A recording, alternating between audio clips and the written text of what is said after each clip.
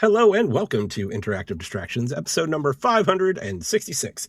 My name is Chris Ferriccio and I am here with Geoff Jordy. What up, everyone?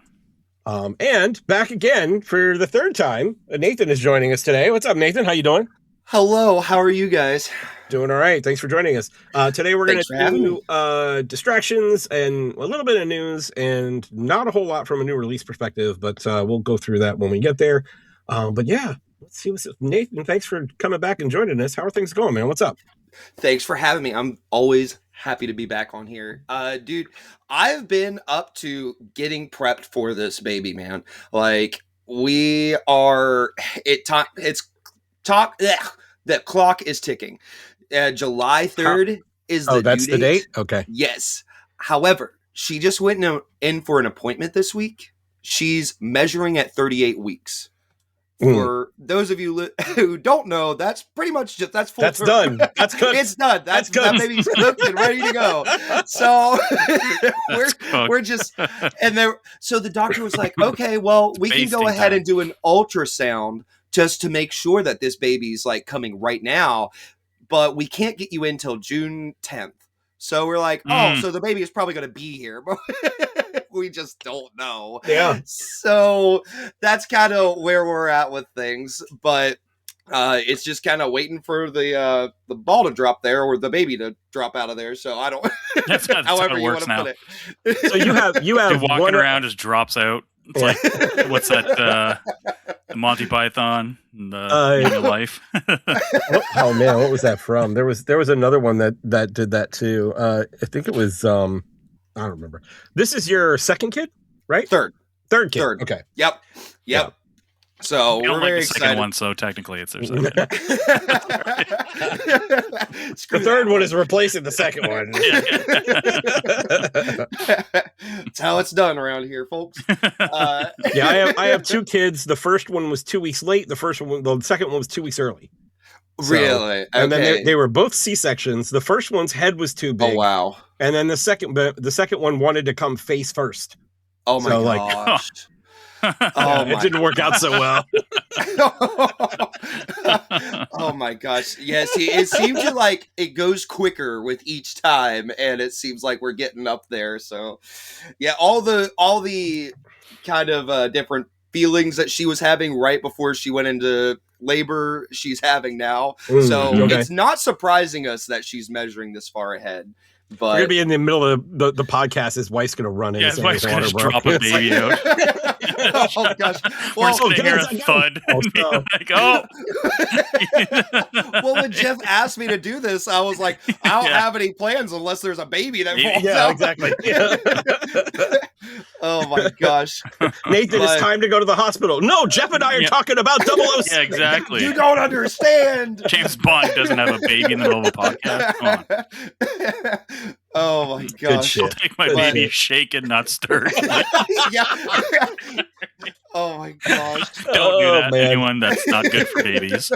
Nathan, don't let your wife listen to this later. Oh, we'll be disowned.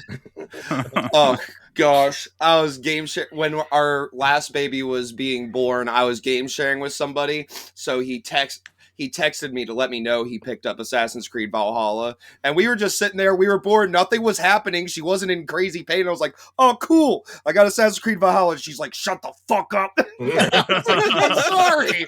Jeez, I just got excited for a second. Damn, but.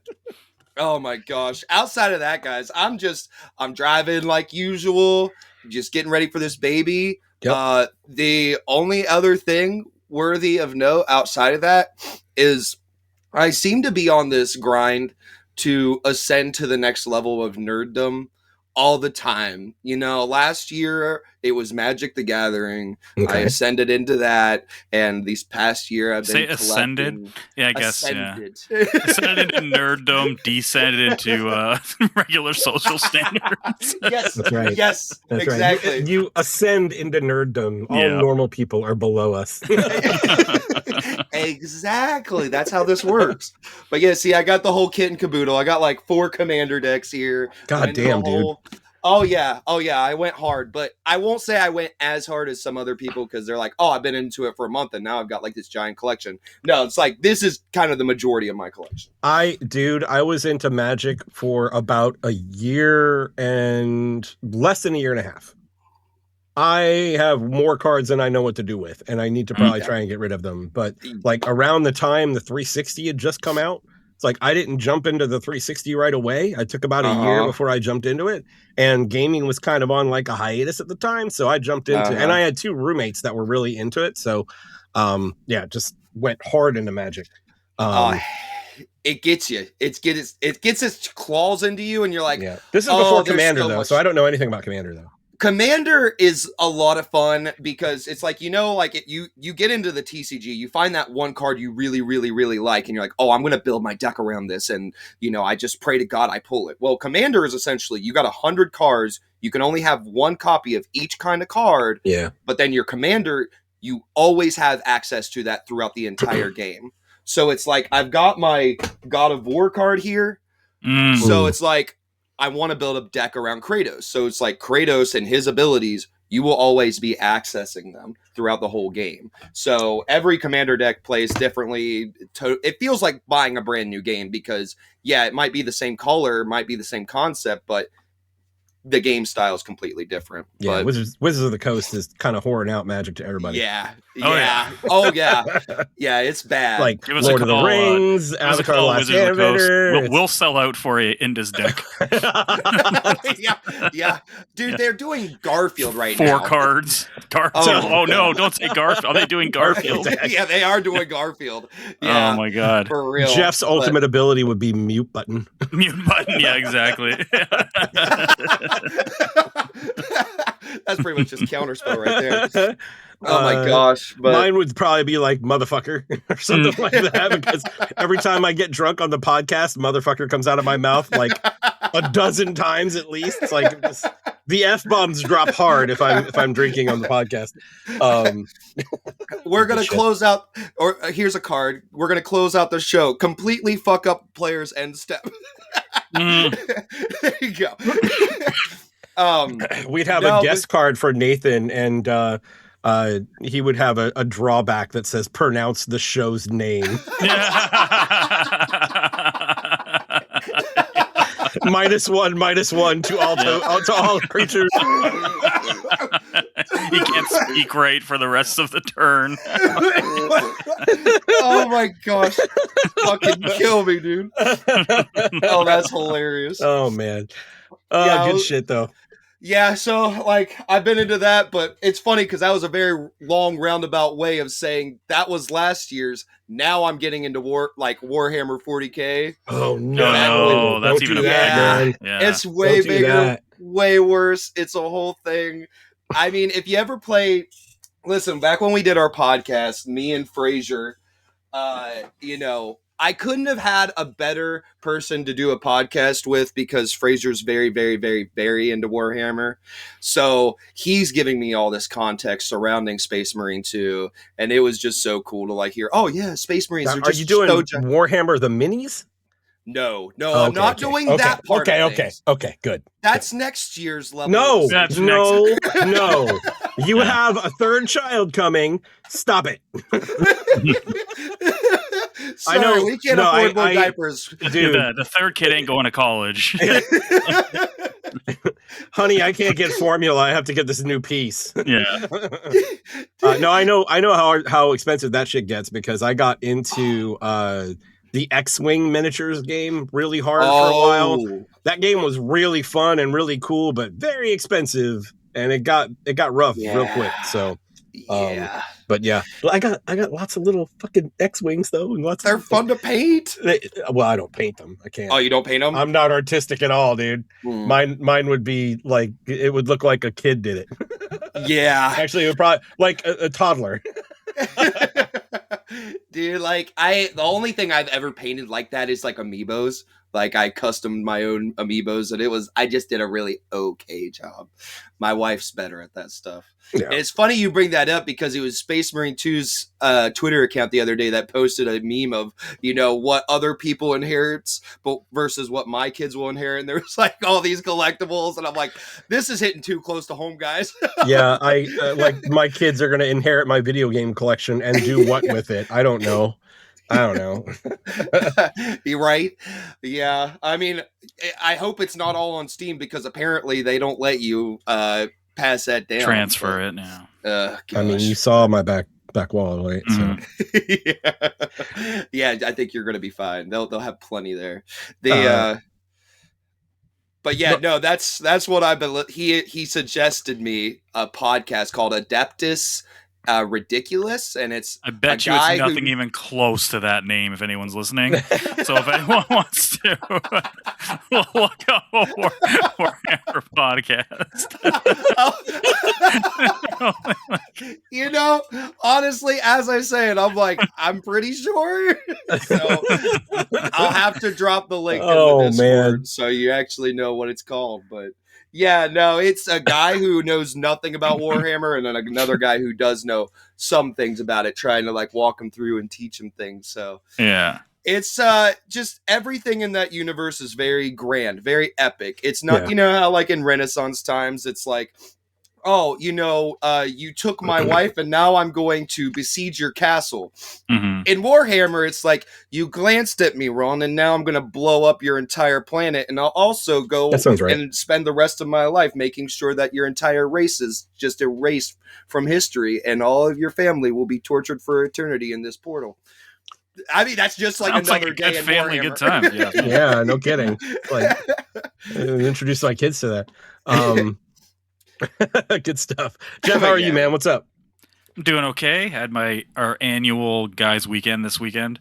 Awesome. It was Friday to this morning, so it's every year. Me and some friends, we get together and we go to a buddy's cottage for the weekend, and we just a couple of us take care of like a meal each, so all the meals are covered, and we just kind of sit around, and those who drink or smoke or do whatever, and then we just reminisce about the good old days, just talk about guy shit, nerd shit, sports, just do all the stuff guys do. All the wives stay at home, so we do that every year. So that was a lot of fun. That was a good time. And then today was my mother-in-law's birthday, so we went out for that.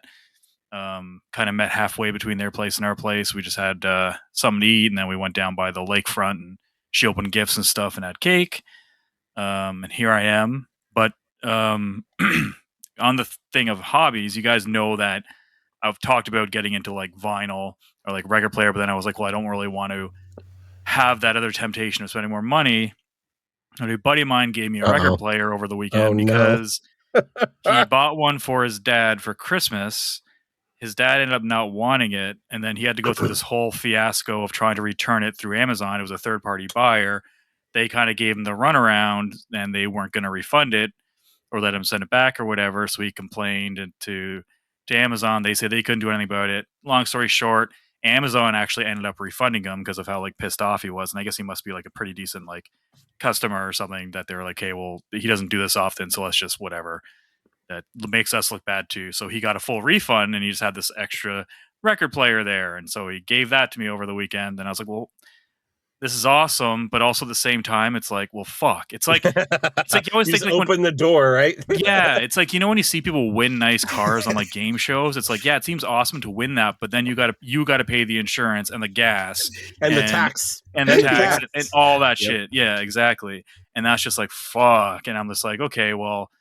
So I got it, and I remember Tanya was kind of like, "Oh, I thought you weren't going to do that." I'm like, "Well, it's free. I mean, it's a decent record player, and like it's just like kind of like a beginner one, and I'll just dabble." So I kind of put my own rules. Like I'm only going to buy dabble. Yeah, I'm only going to buy new release stuff like with my own money, and then like for like birthday and Christmas, ask for like gift cards for like record stores or whatever if I want to get like anything. That's a good idea.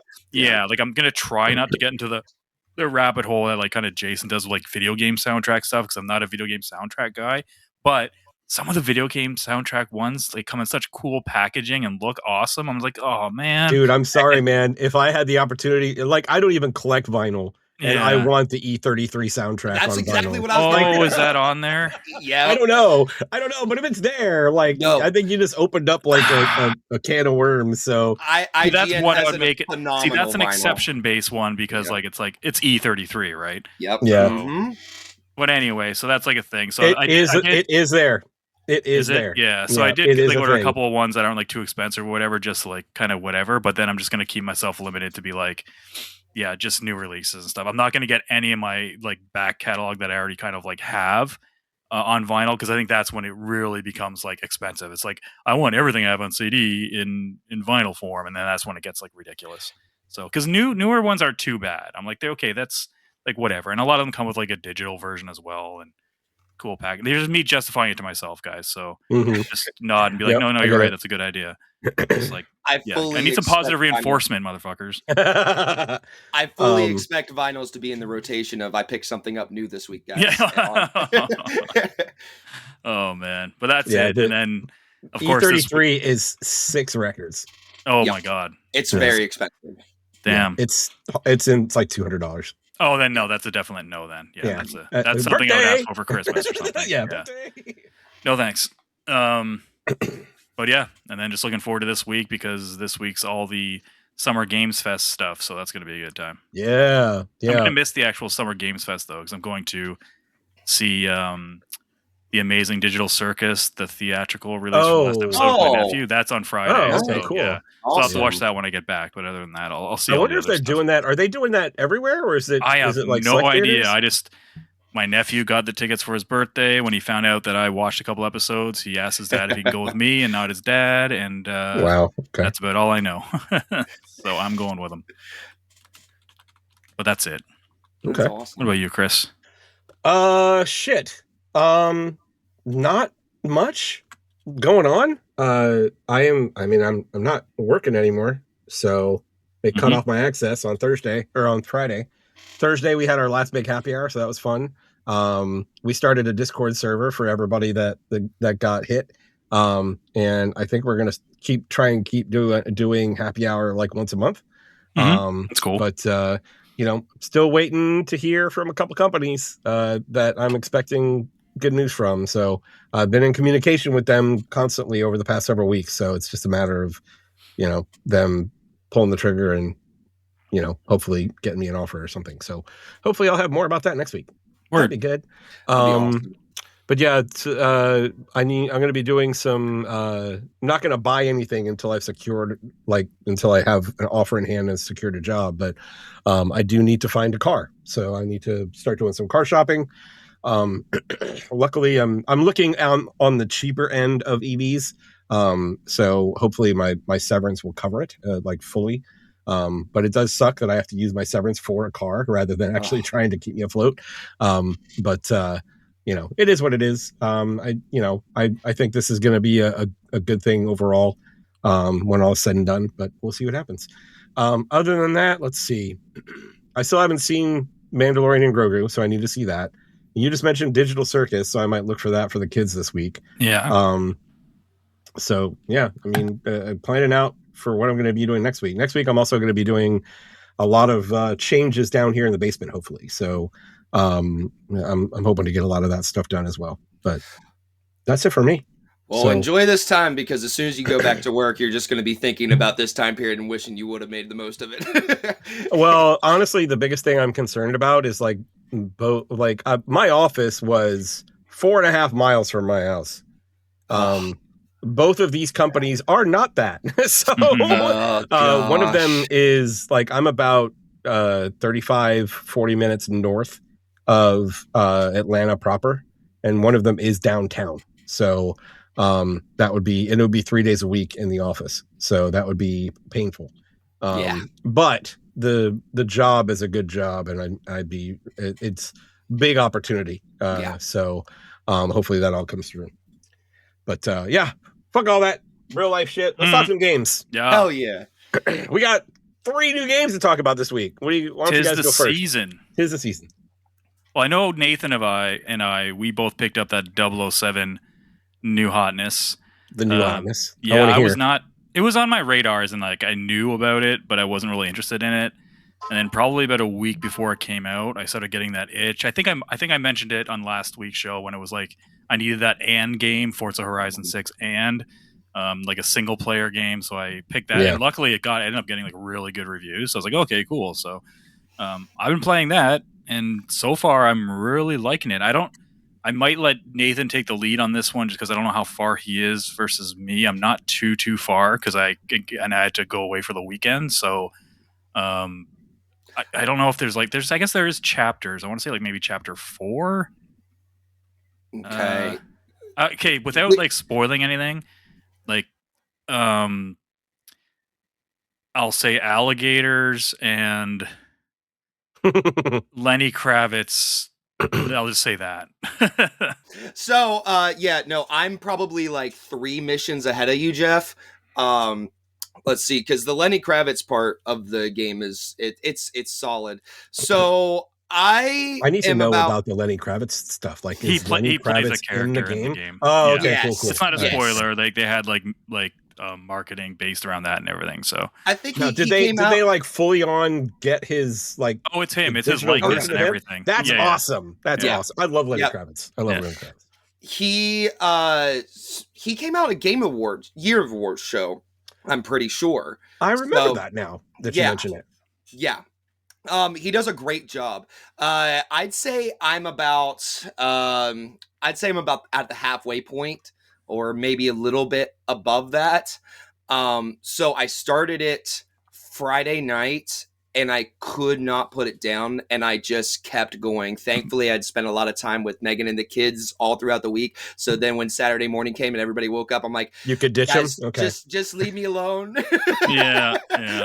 You don't understand what's happening down here, all right? Just leave me alone. I could not stop. Oh my gosh, Geoff, this game. I can't.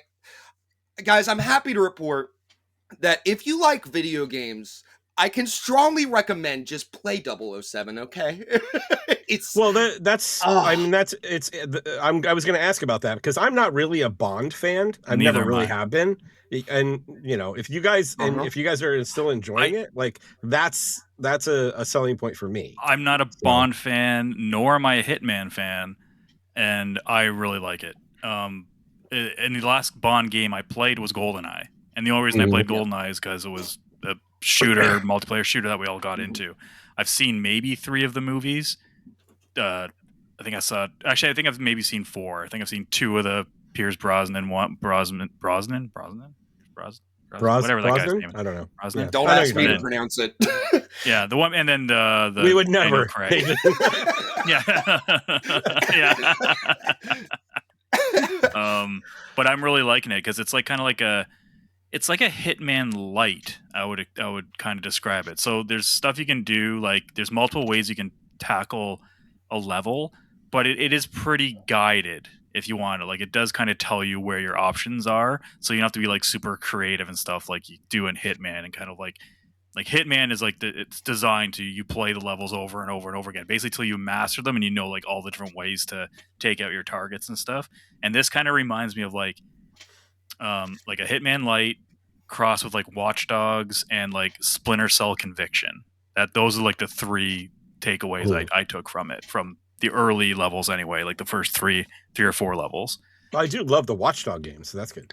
It's like like all those gadgets are kind of like that. You aim your watch at something in the environment, and you do certain things to lure enemies, to sabotage stuff, to take them out with like a tranq dart or something, or a sick dart. They kind of, I don't know, they get all sick and whatever, and it's really cool. It's a good time so far. And Nathan, you obviously are having a great time with it. Oh, yeah, no. And I was going to ask to interject myself there because you make the Watch Dogs comparison, and I have been thinking about this in the fact of, yes, you can see that Watchdog DNA just through the basic, like, hey, I'm hacking a phone. Hey, I'm doing this and that.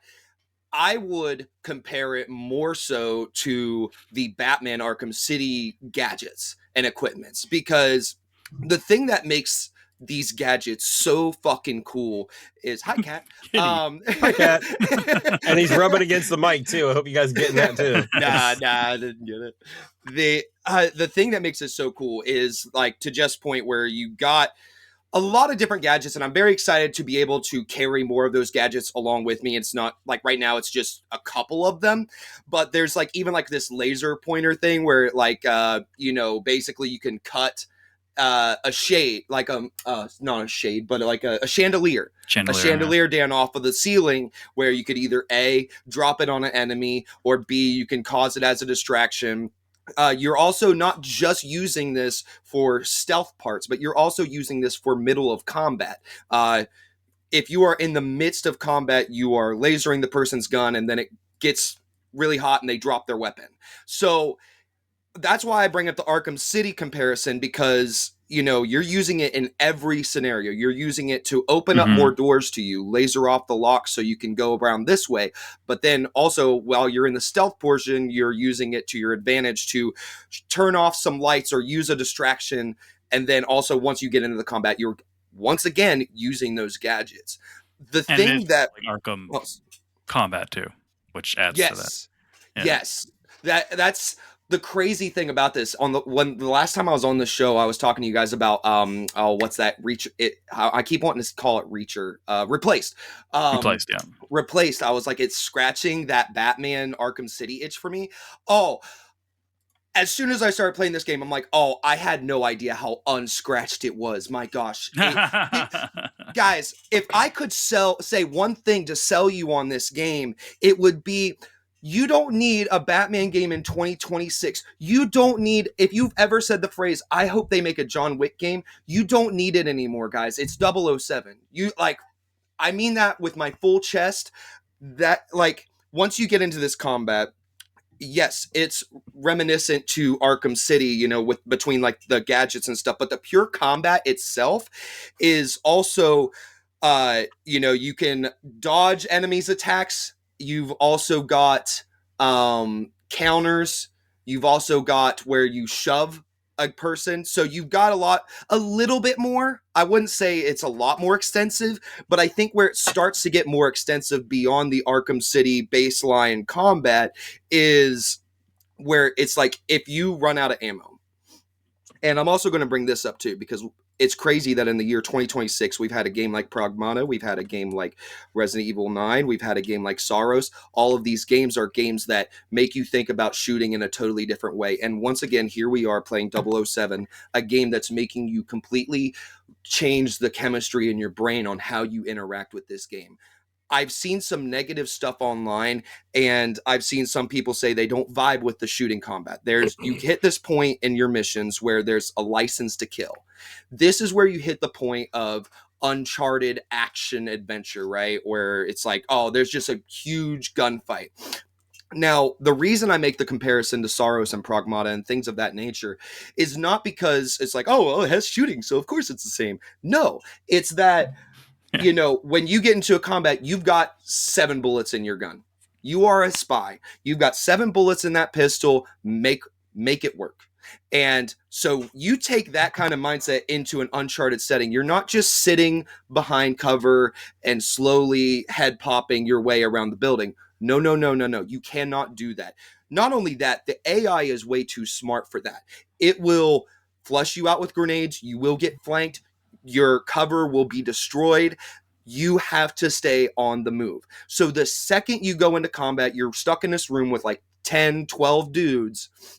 I am immediately needing to think, how am I going to tackle this? All right, this guy on the right, he's the closest to me. So I'm going to start popping heads from around this side of the room. I'm going to make my way over there. If I can get somewhat close to start doing some fist fighting combat, and then once you actually get in that fist fighting combat, you are running out of ammo. You take your gun, you can throw it at people's heads.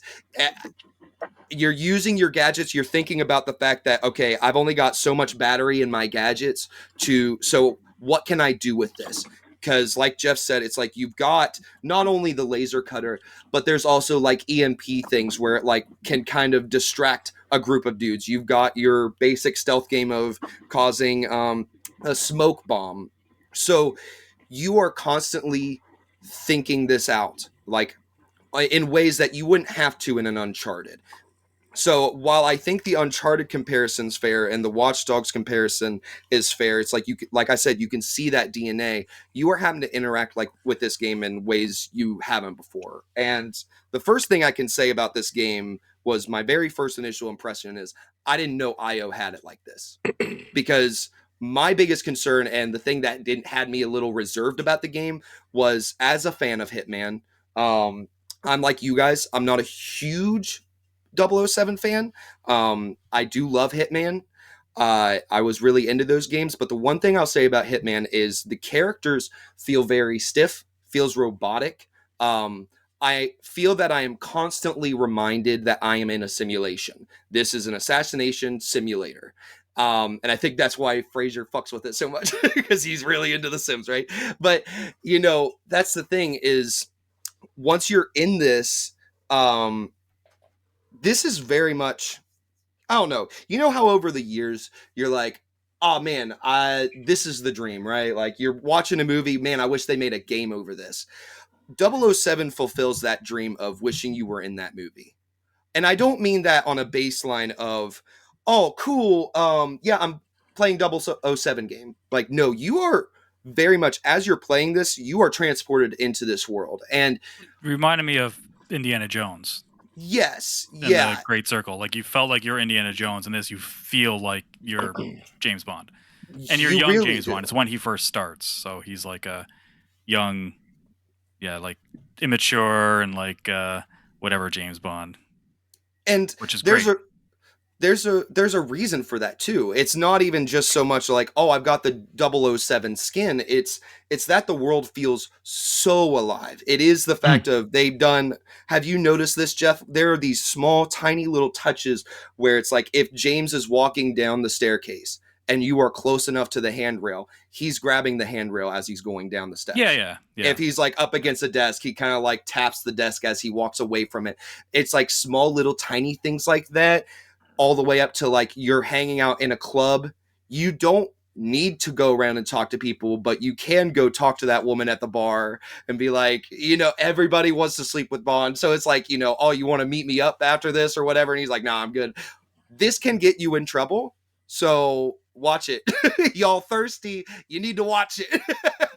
You can't get screwed over in missions by doing this, okay? So I feel like it's the tiny things like that and the close attention to detail that makes this world feel so freaking alive. It's also, if you're in this big group of people, the way like you're going through the crowd, if you bump into somebody, you will stop that person's conversation. James Bond will apologize. I'm so sorry. That was on me. It's just the small things like that that make it even more special. But outside of that, I said Hitman felt robotic, felt like a simulation. There are certain times where I can see that DNA a little bit, where it's like sometimes the way people walk away is very robotic and the way they stand very straight doesn't feel very like, I don't know, a living, breathing character, but that's very few and far between. I feel any of the main characters are kind of like, or anyone but the main characters are kind of like that. I do think it's still very video gamey in that form. And as other games have also done that, touching the railings and stuff like that. Mm-hmm. But I think it's just one of those where it just adds to feeling like more lived in for sure. Mm-hmm. But I do have it's just like more natural. Like I mean, exactly. Like I remember when Uncharted did that the first time, it was like mind blowing. I was like, holy shit, that's really cool. It just makes it feel a little bit less gamey. I do have a couple, like I don't think I love the combat as much as you're liking it right now. I find it a little bit clunky. They're going for like that Arkham style, but I don't think it flows as well as Arkham games did, or even like Spider-Man, which also has a similar style. But I still think it's really good. I think it's very visceral. I like how you interacts with the environments depending on what you do near like a desk or near like a bookshelf or something. There's a lot of different animations. I think that makes cool spectacle, but I feel it kind of feels weird when you're controlling it, because there's a lot of, it's going to enter a canned animation now when you're trying to time certain button presses, and it's got a little bit of a disconnect. It's not like a big deal, but it can still see it's like this is kind of like the first time they've tried this. Like their combat, like you said, and even their gunplay in the Hitman games haven't been that awesome. I do think it's better, a lot better in this. And the first time that you use your gun in a meaningful way, so the game has a very, very cool tutorial where it's kind of like a montage where it doesn't just do the typical thing where it's like, now you're going to learn how to shoot a gun. So it has you shoot a gun like 4 times. And it's like, now we're going to they teach you how to jump, and you like jump over 3 things. It's like a flashback or like a montage of him like in training. And it'll be like, this is how okay, now you're going to hit this target. You shoot 1 target. Then it jumps to all of a sudden now you're in a car and you're like, now you got to drive through this thing here. And it does like a bunch of different things of those with different types of, each time you do it, it adds a little bit of something different. So you're kind of like learning the more advanced stuff. It just keeps it kind of fresh. It's one of the real coolest things I've seen a game do for a tutorial in a while. It felt really cool and very movie-like for sure. But the first time you really have to shoot your gun, because you aren't allowed to shoot your gun unless you have the license to kill mission or if you're shot at first. So unless you're like they try to kill you first, you can't use a gun. It's very early, and they showed this in one of the first gameplay reveals, is when you're trying to run to get to a plane before it takes off. And there are so many enemies. You want to play it like a normal third-person shooter, and like Nathan said, you can't because it wants you to utilize a bunch of your gadgets and the environment. But the problem I thought with that part being the first time you really use your guns is that you don't do that at all, even on a small level, leading up to that point. So, oh my God, I think I had to do that section like 15 times because I'm like, what does it want me to do? This is fun. I'm like, does it want me to keep pushing forward? Nope, because then you start getting shot at from behind you and you die pretty quickly. Like you don't have a huge health bar or anything like that. And then I kind of figured it out like, okay, there's red shit everywhere. Like it wants me to blow shit up as I'm going through there. And if you don't do that, you're going to be in for a rough time. So once I was like, okay, I kind of planned out a route. Then like, okay, I know there's like these big tanks over here that should take out a bunch of, when they explode, it'll take up all the guys on the right-hand side. This cover here, I could probably shoot the cars, blow up the cars to destroy those 3 dudes. And then I was like, okay, that made it a lot easier. But the game doesn't teach you that style of gameplay up until that part at all. So the first time you get your gun, you're like, I'm just going to play this like a third-person shooter.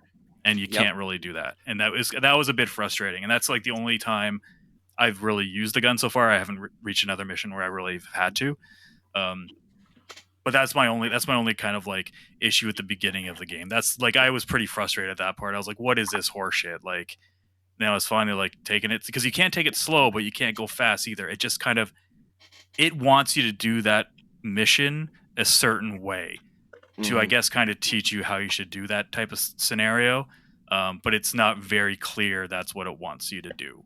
It's one of those things where it's like, figure it out, big boy. Yeah. Like, they really put it on you to figure it out. And that's where it's like, I can see people not fucking with it because they're just trying to handle this like another third-person shooter, and it's not working out. Well, the reason why is because the game teaches you everything else so well. Yep. So, absolutely. And then it's like one of the main things, it's not going to really teach you anything. So it's like, I like that not teaching you stuff like how to do specific scenarios, but that to me is like a little bit of a flaw in their design, especially because it's so close to like the beginning that a lot of people I spoke to, like they were frustrated at that part as well. So I'm hoping that's where that ends. So now it's like, okay, now I understand how it wants me to do gun combat, because everything else was like, okay, I understand what it wants me to do. When you're doing like the mission, like the chessboard, the chess tournament stuff and everything, this is pretty cool. You're figuring out these clues, and yeah, it's pretty badass. I'm really, really enjoying it. But yeah, even the investigation stuff feels very Batman-esque. The thing about, I was going to mention about the training grounds, and I have a question for you, Geoff, is the training grounds. I agree with Geoff. It is one of the coolest things I've experienced in a video game, and it's one of those things where you can't really explain it. Like, Geoff did the best he could explaining it, and I don't think anybody can really fully understand unless they're actually in it, because I heard all about it before I got into it, and I was like, oh, wow, okay, I did not understand. But the one complaint I have about this game, like, so far, I mean, if this was a review at this point in time, I'm saying 9.5 to 10. Like, that's where I'm at with Wow. it. Oh, This wow. how good I'm feeling about it. Like, I don't know if I'm going to pick Resident Evil 9 at the end of the year or this game. But with that said, the driving, I don't know how you feel about it. You must be getting the craziest fucking whiplash from jumping from Forza to this 100% game. from Forza to this. Yeah. Oh my gosh. Yeah.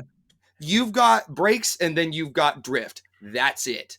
And the drift is extremely sensitive, and the brakes is not sensitive at all. And just the simple turning was way too sensitive. It was way too much. And I'm like going through this montage of Eye of the Tiger and everything's badass, and he's like, yeah, I'm fucking 007, bitch. And then, and then out of nowhere, driving and just me smashing into a wall. I'm like, Eye of the Tiger, bitch. Yeah. So I'm hearing a very short amount of like the Bond theme song with a crash afterwards. That's what I'm hearing. Yeah. It feels very loose. There hasn't been too much driving that I've done so far, and especially the first driving scenario they put you in, it's in a very tight, contained area, so you do have to do like pretty quick turns and stuff. And yeah, but I kind of got used to it, at least for that section. And there's another section I did. There's a chase scene towards one of the ends of the whatever, which is pretty cool. But same thing, like if you hit that e-brake a little bit too soon or too late, or even just turning, you're gonna go into a guardrail or something, and yeah, it's gonna happen. And the guardrails aren't like Forza where they just break and you keep going. No, they stop you. I'm really enjoying it though. It's pretty cool. Me too. The last thing I'll say about it is like with the going into the second game, I really hope that they do continue to make these. I can see where they can build upon this experience where it's like they can definitely improve the driving. I can see where they can expand, but I do feel like a lot of everything's just very refined, and that's why I'm feeling so high up on it. Is I feel like there's so many aspects of this game. During our conversation, we've talked about a lot of multiple different games, and I feel like no area was super duper neglected. While the driving I don't feel is very good, it still feels it's still fine. It's not the worst driving in the world by any means. Exactly. Yeah. So it's not like, but this one aspect of the game is just so fucking bad. I can't imagine doing more than an 8 out of 10. No, it's not it's not like that. So that's kind of why I'm feeling so high up on it. But I mean, this game is incredible, and I cannot recommend it more to anybody. Yeah. Even if you're not super into stealth games, they've made it to where it's very approachable. Yeah, if you are caught, they give you an opportunity to like bluff your way out of it or surrender or whatever. There's multiple ways. There hasn't been any hard reset if you're caught in like a stealth area. Like I haven't been penalized for beating, because all the AI, it's pretty dumb. Like they're smart. Like when it comes to the gun combat, like Nathan said, yeah, they will try to flank you. They'll try to get you with grenades. But when you're just doing your stealth stuff, they're pretty easy to manipulate. Yes. And if you are caught, you have many outs, so it doesn't just stop and you have to reset that area. There's a lot of ways you can just kind of keep going, which is really cool. It's a lot more forgiving than a Hitman, where it's like you got caught, you're going to immediately die. The combat is so clunky in Hitman, so it's like, oh yeah, no, you're fucked the second you get caught. And with this game, like Geoff said, it's like, no, you've got lying, you've got bluffing, you've got luring. There's a lot of different things. You could talk your way out of it. Even if you get caught, it will say situation contained. So it's like, oh, you got caught in this room and there's 3 dudes in here. One guy tries to radio in. If you can stop him, you can contain the situation to where it's like, yeah, you just got into this all-out brawl between 4 dudes, but everything's fine. You're still in stealth. You haven't been caught. Mission has not failed. Yep. Yeah. It's up there with like the bigger licensed IP. Like Batman, you feel like Batman, Spider-Man, Indiana Jones, and this 007 so far. Yep. And that's coming from someone who's not a big fan of 007. So I'll definitely have to keep an eye out for it. That's pretty cool. Nice. Let's see. What else is new? I've got a couple new. I think Nathan, you're playing one of them. Have you started playing Lego Batman? I have, and my son is 5 years old. He struggles with some of the basic stuff, but I'm very impressed with how much he's catching on. We've been playing Lego Batman, the new edition, and I think I'm like, I don't know. I think I'm on the 5th mission. Like, I just recently unlocked new outfits, and I think we've done one mission after unlocking the new outfits. You're about where I'm at then. Yeah. Okay. Like, so the game is it's, if you've played Lego games in the past, then it's not going to be unfamiliar, right? Yes. It is a Lego game.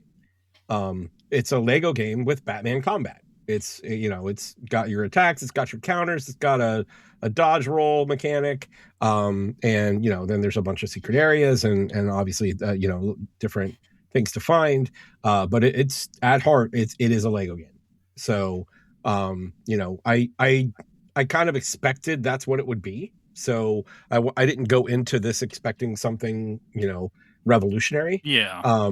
So I got what I came for, essentially. It's Lego, it's Batman, it's funny, and they kind of pull like story beats from across, from what I've seen, across several different versions of Batman. Primarily, the Batman Begins like timeline, right? That universe, because you start out with like as Bruce Wayne, and you go and train with Ra's al Ghul. You actually meet Talia, which I don't think that happens in Batman Begins. But so they're kind of sprinkling in other things. But like the actual training, it feels very much like what he did in Batman Begins. And then, you know, you get with Alfred and you go find the Batcave, and then you turn on to Batman. So I'm kind of where you are. I think I'm like 1 or 2 missions past where you actually become Batman. I think that it still has like the stealth combat from Batman as well, where you can actually like perch yourself up in the air and dive bomb onto people. And it gives you like stealth indications where like it'll show like a little question mark over someone's head about whether or not they see you and that sort of thing. So all of that is pretty true to Batman form. So playing the game feels good. Like it feels like a Batman game that just happens to be Lego. But it also feels like a Lego game that just happens to be Batman. So they balance it out pretty well, to be honest with you. Probably the one thing I'm most disappointed, I actually got a code for it for PC, and there is no reason this game needs to be this resource intensive. Is it crazy? Yeah. It's crazy. Like, oh, man. My PC, granted, my PC is like 4 years old, but it was really good at 4 years old. Like, it still has, like, I've got a 3080 Ti in it. I've got an i9 in it. I've got 32 gigs of RAM. And if I tried to put this at Ultra, it ran at sub 30. It's at Unreal 5. And I'm like, this is a Lego game. Why is this what a in the Lego world? game?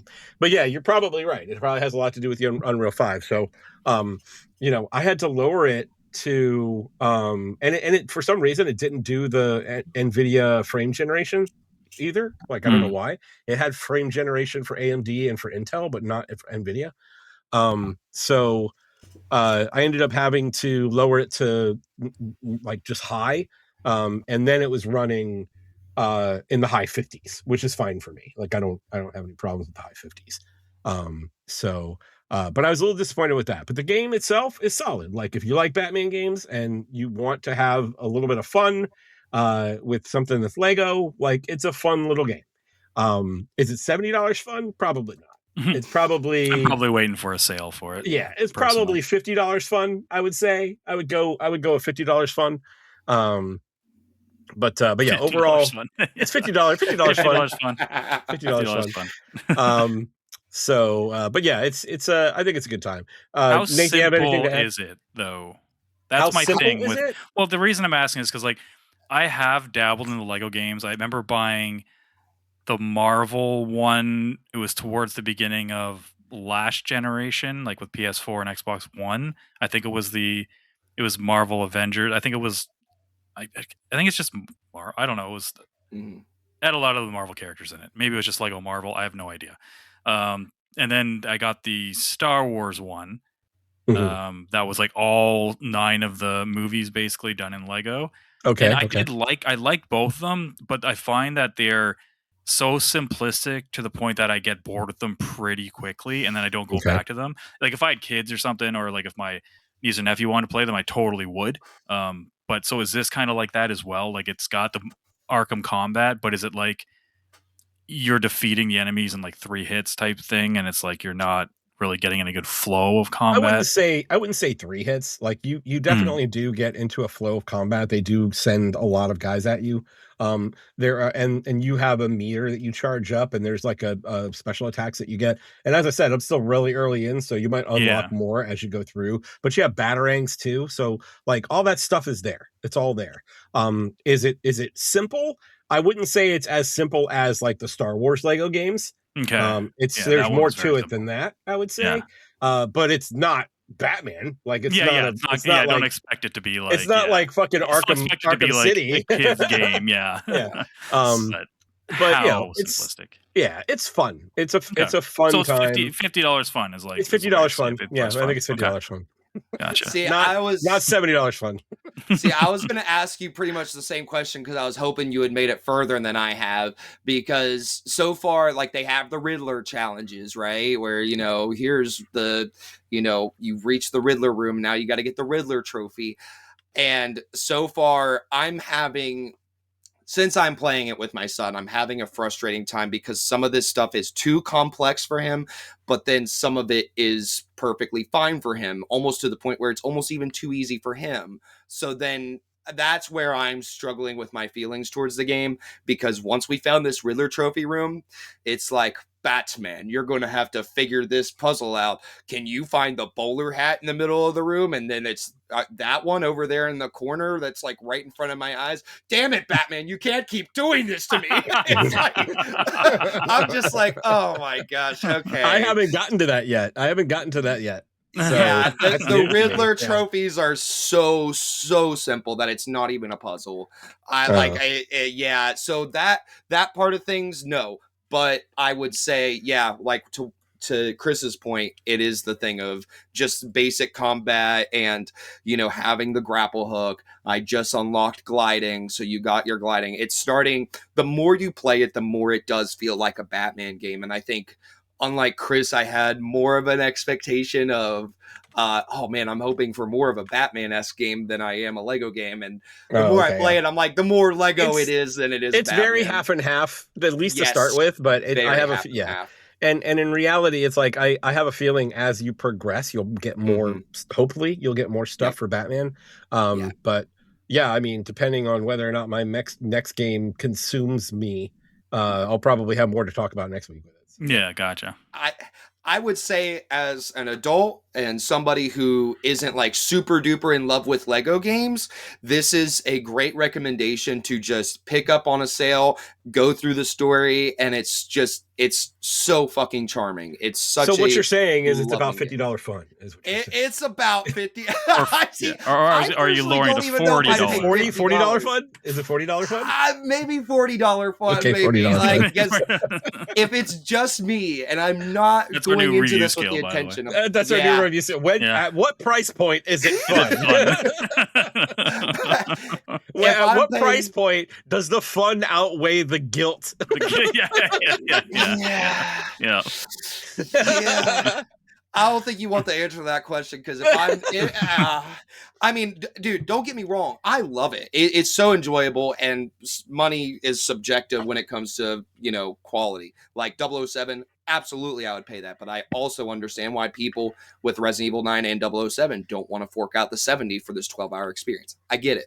So, but with this, it's like, personally, if it was just me and I wasn't playing this with my kid, I would feel okay with $20. $20 a fun. Okay, that's $20 fun. That'll cover maybe the license. Yeah. And the only reason I say that is because, like I said, I'm just going to go through the campaign and be like, that was fun, and then I'm going to move on. And the campaign sounds like it's maybe 12, 14 hours, so I could see where $40 unless you're like me and you have to break everything and get every fucking chip. And oh my god, that's honestly what turns me away from Lego games.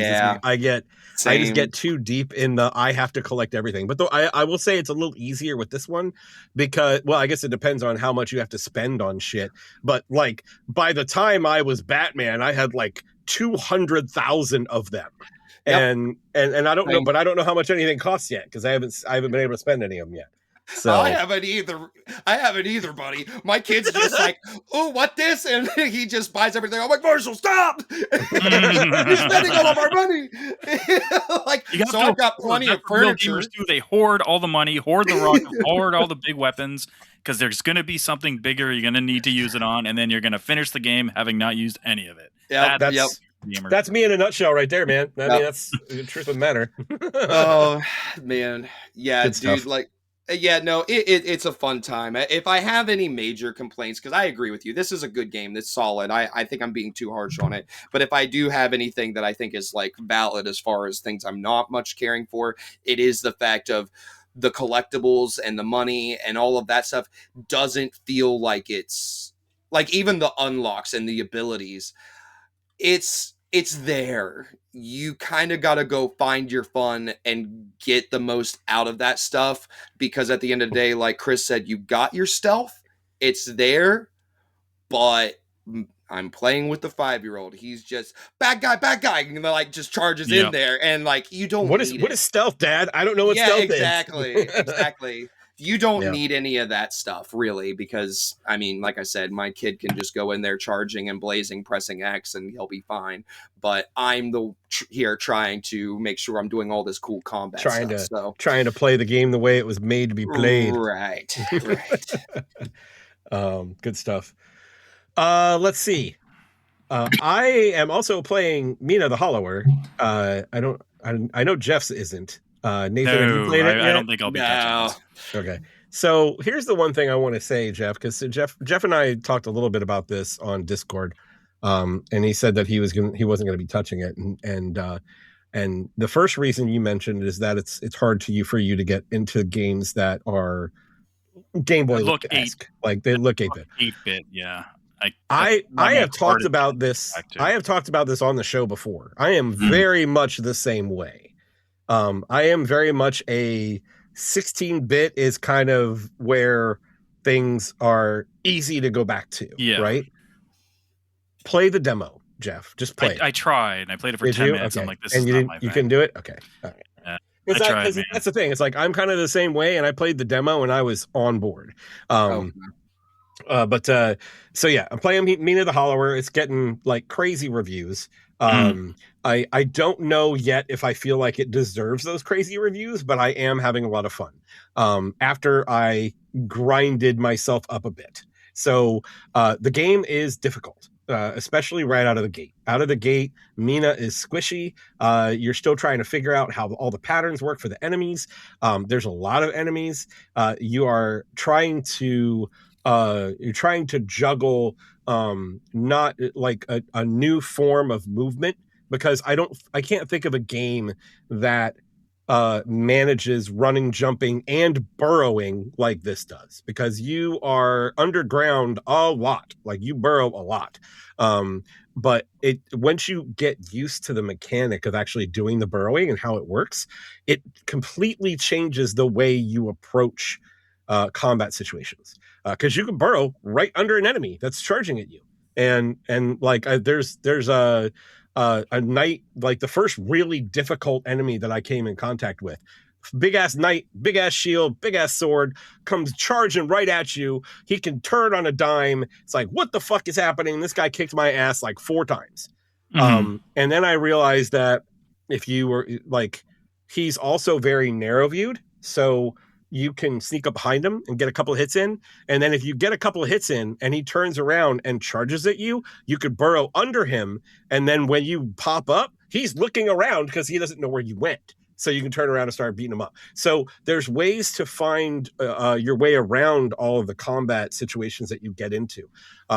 So it's very, very much like the combat is, it's like it doesn't feel the same, but like the way you have to approach encounters intelligently, just like you do in Souls games, that is similar. But it's very much a Zelda Castlevania crossover. It has got a lot of difficulty to it at the front. You can grind a bit if you need to.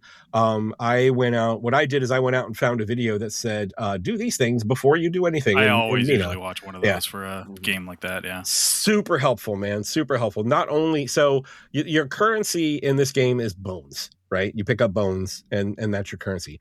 You also get bone stones. So if you die and you don't have, it's like every time I start explaining something, I think of something I need to explain first. Before that, yeah. Yeah. So before I get into that, let's talk about how this game works with death, because Souls-like games, that's the big thing. You have these vials that you can heal with, right? That refresh when you go into her hollower den. So you'll find little save points and you can actually burrow into a little den that they've got, that she has. And the vials will replenish when you're down there, and you get all your health back. When you use the vial, it doesn't necessarily give you health back.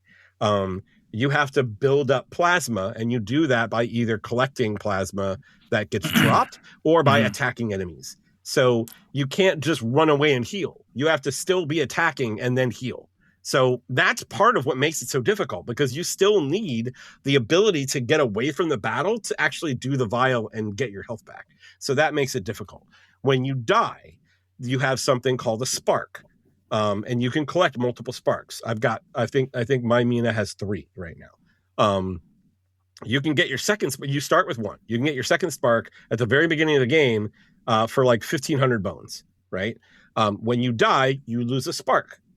And that spark is collected by the enemy that killed you.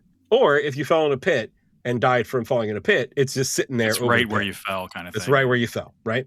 So you have to go and defeat that enemy to get your spark back. Or you level up. When you level up, you get your sparks back. So that's kind of the way they alleviate some of the pain. Because I have certainly gotten my ass kicked a little bit and said, fuck it, I'm going to go level up, and then I get my sparks back. If you have no sparks, then you lose all your bones.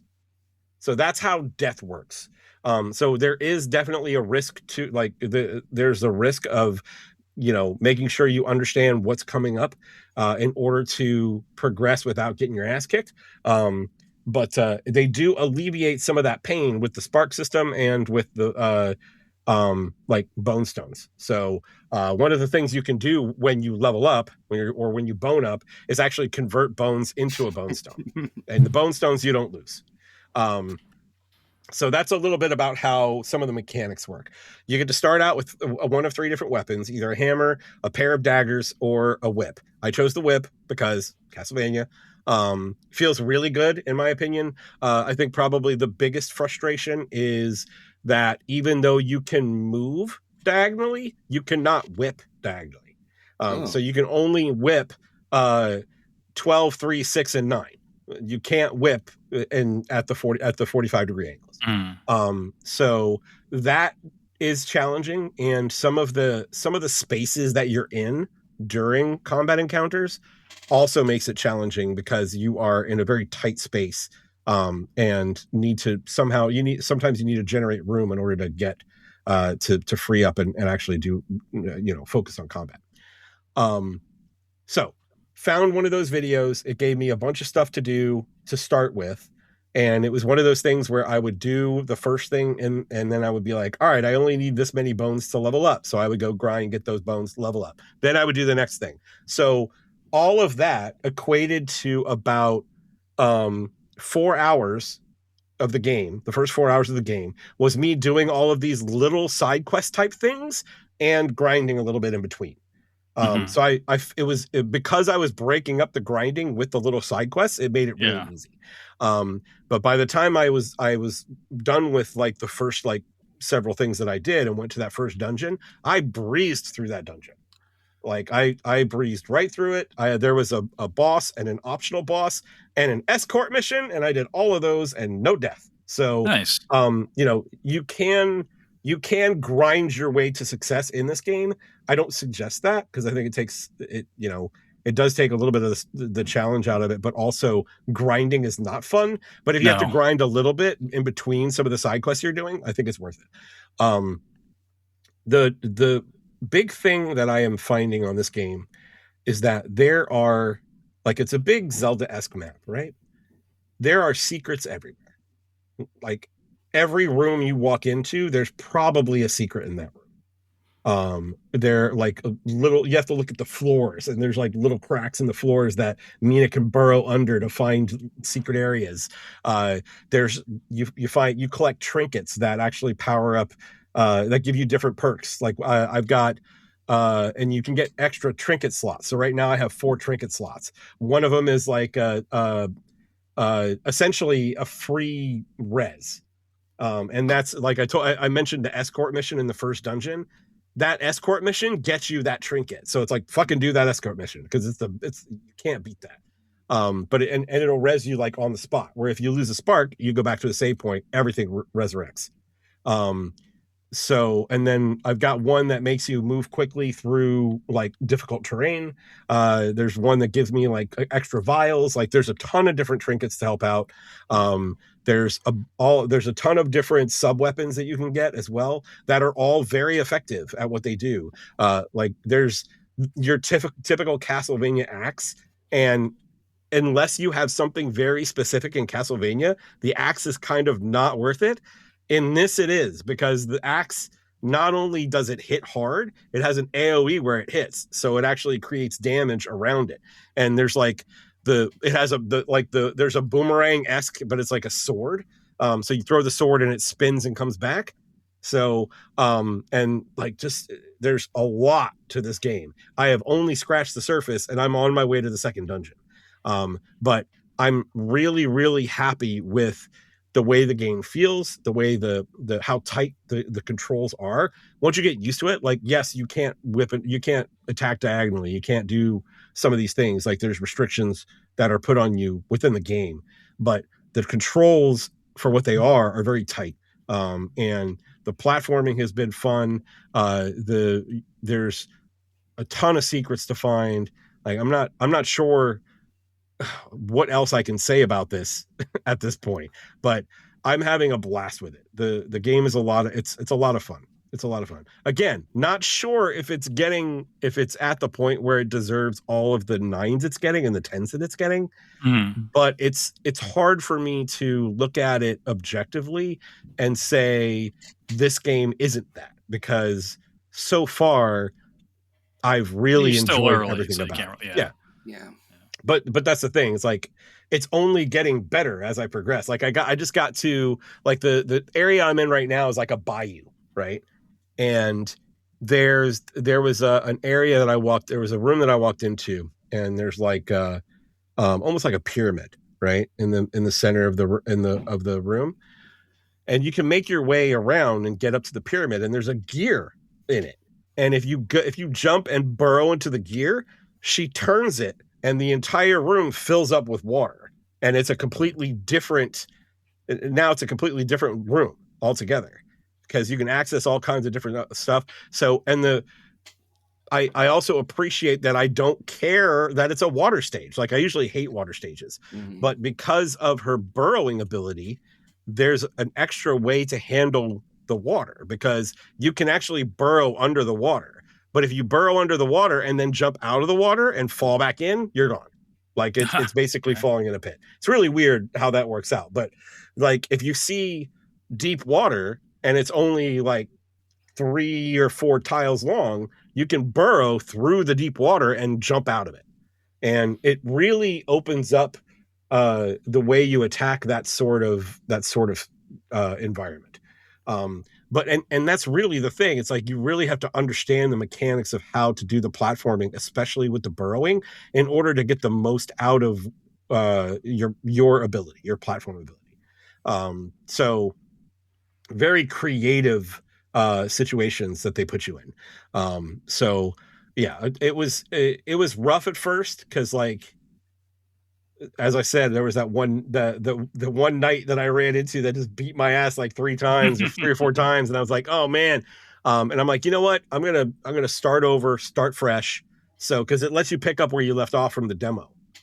And that's what I did. So, but I ended up going back and I deleted that. I started all over again and went through that video.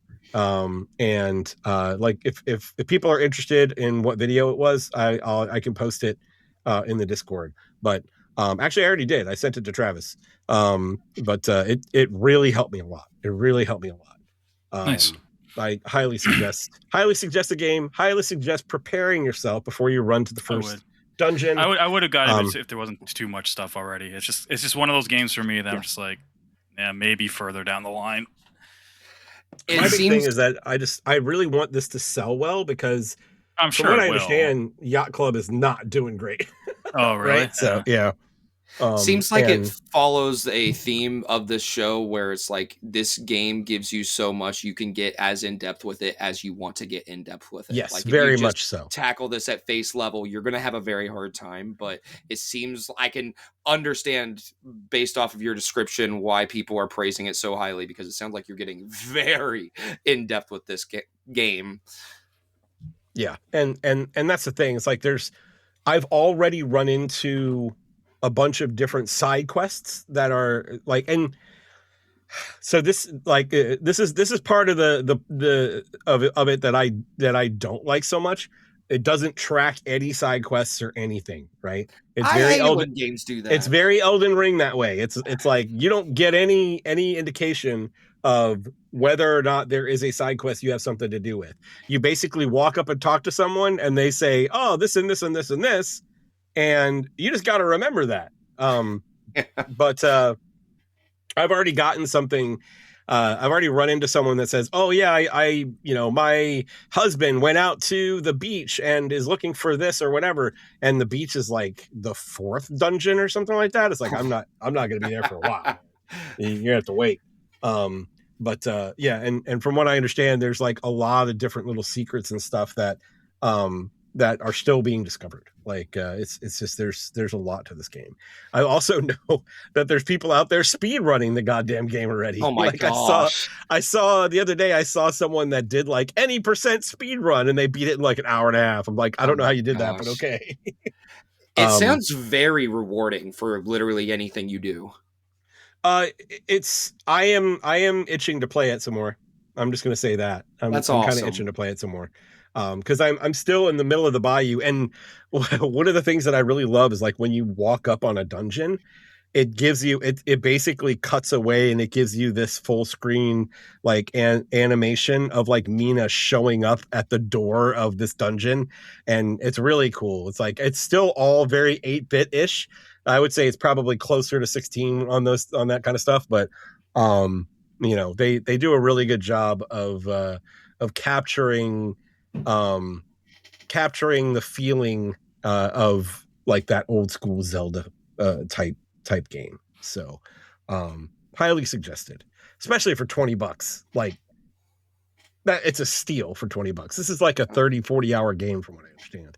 So, and that's if you don't do everything. Like there's so much else to do. I also I applaud your way that you describe games, because I've seen literally nothing on this game. So when you say it's a Zelda-like, I was immediately thinking Ocarina of Time. But as you went further, I was like, oh no, I have a perfect image of what this is. Yeah, no, it's 8-bit Zelda. It's overhead 8-bit Zelda. Yeah, but it's great. It's great. Let's see. I don't think there's anything else. Oh, there is one more thing that I want to mention. And this is for anyone that is worried about the difficulty of this game. It's autosave. Everything is autosave, right? But it uses the same type of like file system that old school Zelda does.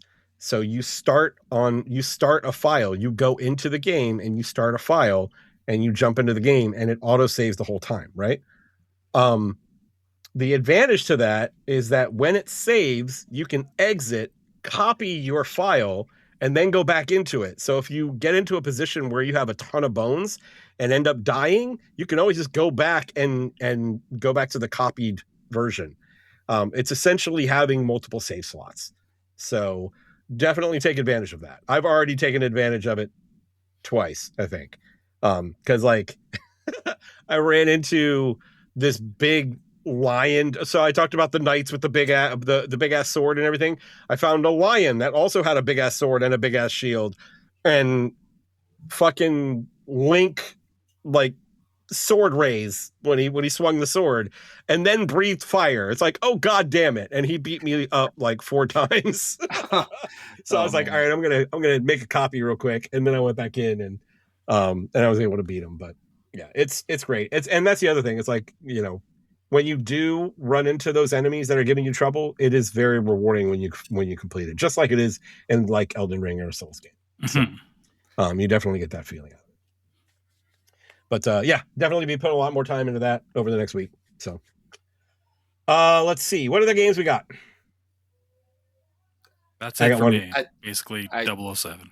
Yeah, I mean, that's pretty much it for me. I wrapped up Saros, and I know Jeff's been talking the crap out of that, but yeah, no, Saros is also another amazing game. It's just a good year to be alive. I wrapped up the epilogue this week.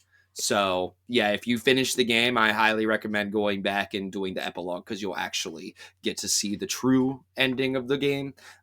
Still nothing to really write home about, but everything outside of that is just. Did you play Returnal?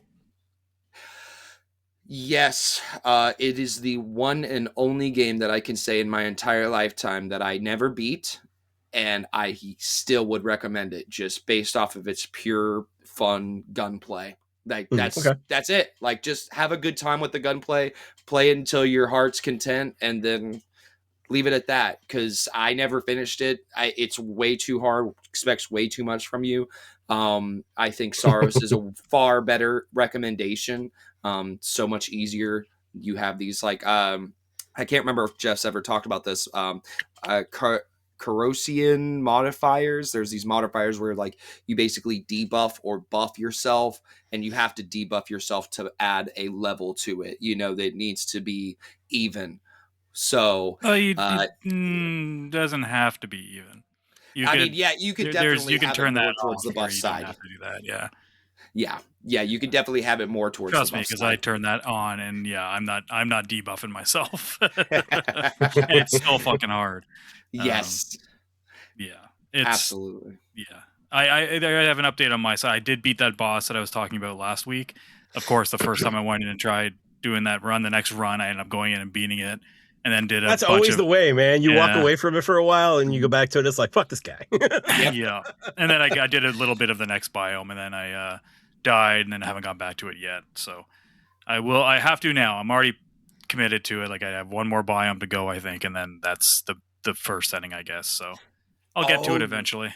I thought you were on the last boss. I don't think I am. Am I? I don't know. Was it the last boss? Maybe it was. I don't know. Can you somewhat describe your biome that you're in right now? I have to go and ring these two, like, they look like giant tuning forks. Oh, no. There's one on one side of a... Yeah. You were not at the end. No? No. Everyone told me that's the last biome. That's biome 7. You got 2 tuning forks? Is it a desert area? No. You're in like a building. Like, you know what a tuning fork looks like? Yeah, I know what you're talking about. So there's like, you got to ring one. What I thought. It's not in a desert. It's in like a I don't even know if it's like a pyramid. You're like, it's indoors. The entire level's been indoors. You're in like a chapel. I guess. Yeah. And that's not close to the end? No. Oh, then I'm not. Then I'm trading it in. I can't take it if it's. Dude, are you? Everyone's told me that's like the last biome before the epilogue. No. No? You've got one more area after this, and because the second I had thought you had said you were on the last biome, and then the second you said you had second chance, I was like, oh, he's not on the last biome then, because Well, you get on the second last chance biome, at the very beginning of the game. Yeah, see, the last biome, it takes that away. Oh, does it? Yep. Oh, Not just like, I'm definitely trading it in, man. Yeah, I'm not. I was like, okay, I have one more I will tough this out. Yeah. Yeah, no thanks. I'll have Get your ass, I'm going home. Yep, fuck that shit. I'm gonna have to show you a picture of how I have my modifier set to see if that helps you at all. Because dude, I was spending 3 to 4 hours per biome, and then as soon as I started tweaking around with that, I can absolutely see myself easily running through this game like no problem without dying. All right, yeah, send me a picture of how you have yours set up, because it's like, after how long that last one took, I'm like, I can't do this. I was like, I can do this for maybe one more biome, but knowing it was at the end, but if it's not, then no. Yeah, that's definitely the prime issue there. So yeah, you can definitely set up those. What I have is like a corruption. If you get hit by those yellow things, like you're screwed. But you just use your super ability, clear that out. So I mean, that way it's like I only have to worry about that one thing truly. Everything else, I'm extremely strong. I'm extremely resilient. So it's like corruption, that being my one weakness, makes it just so much easier to get around. So yeah, I'll send that to you. Hopefully you get to have a better luck, because it definitely gets a lot more fun. Like I love the last mission. It's definitely a really cool ending. Oh, good deal. Cool. Only other thing that I played this week was I finished up the other DLC for Control, the Alan Wake stuff, and really enjoyed that. I like the whole darkness mechanic that they had. It's really fun. There's a lot to that story, man. There's a lot. I ended up and just kind of did one of those, the story so far on Control, and like even with reading as much as I did with like the lore and stuff that I pulled up, because I read probably about 70% of the stuff that I grabbed. There was stuff in there that I was like, oh, really? I missed that. So, but after I finished it, I went back and I looked at the trailer and the gameplay trailer for Resonant. Is it Resonant or Revenant? It's Resonant. Resonant. Right? I think it's Resonant. Resonant. And I definitely, now I understand it, first of all, so that's helpful. But it definitely see what some people are talking about with like the departure of like the gameplay itself. But what I'm kind of hoping for is that when they put together like that gameplay trailer, they focused mainly on the combat, and that there's going to be a lot more to it than that. Because like the whole thing with like the manipulating gravity and essentially instead of having the service weapon, you've got like a melee weapon that modifies to do what you want with, like very, very cool. Like I transition over right to using the brother. Yeah, I am on board for Resonant regardless. Like Control was fantastic. Ended up getting the platinum too. Just, I think I mentioned that last week. I only had like one trophy to get. It's pretty easy to get. If you just play the game, you get it. So, exact same thing happened to me. I just played it for the first time too in January, and the exact same thing happened. I was like, oh, wow, I guess I'm going to get the platinum here. I am now a fan of Control. Like it's yeah.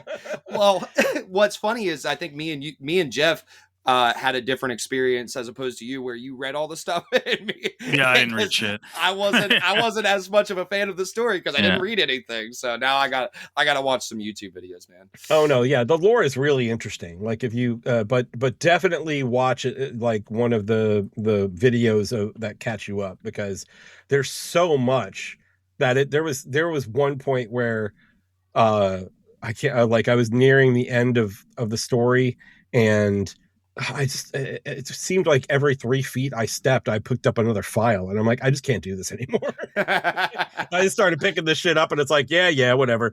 And I'm the kind of guy that hates like when they say like when there's always like a little tick mark or something that there's something new that drives me nuts. Like I want to get rid of that. I have to clear it. So the good thing about Control is you can just open up one of those menus and just hold down on the control pad, and it just zeroes it all out. So that's good. But yeah, great game. Really happy that I got around to playing it, and looking forward to the sequel. So, but that's it for me. Any other games? Don't think so. No. Let's talk some news then. What do we got? Sure. Witcher 3. It's a very old game at this point. It's like over a decade old, isn't it? Over a decade old now at some point. 11 years. So they decided to make an expansion for it. Brand new expansion. Why not? This was kind of rumored for a while now. They officially came out and announced it last week. The rumors were right in that they're making an expansion to it, but probably wrong in everything else. The rumor was it was going to be a bridge between 3 and 4, and you're probably going to be using Ciri, which would make sense. But no, you're going back. You're going to be Geralt of Rivia again, and it's the title of the DLC is called what is it called? Songs of Yesterday. Songs. Oh my god! That. Don't ask. I have to look it up now. I had it right there, and I'm having one of my brain fart moments. Songs of fucking. Someone look it up quick. Someone who can type fast. I'm working on it. Songs of Yarrow. No. Songs of the Past. Songs of the Past, I think it's called. Songs of the Past, yep. Songs of the Past. Songs of the Past. Yeah, and it's going to be coming out next year, so they did say 2027. They didn't show anything on it yet, like any kind of gameplay or anything like that. It's going to be about the same size as like Blood and Wine. If anyone's played that, that's a big expansion.